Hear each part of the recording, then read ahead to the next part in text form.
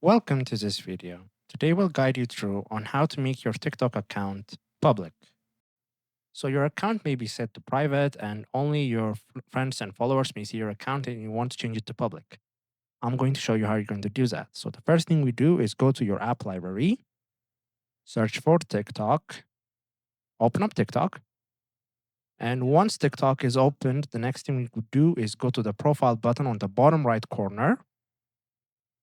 And here we'll go to the button on the top right corner with the three lines. And there's a list of options. We'll select settings and privacy. And here under the account section, you'll see an option that says privacy. Select that. And here you can see the first option is private account. So right now it's set to be a private account so that only your friends and followers can see it. To change it into a public account, we'll turn this off. So I'm going to toggle this off.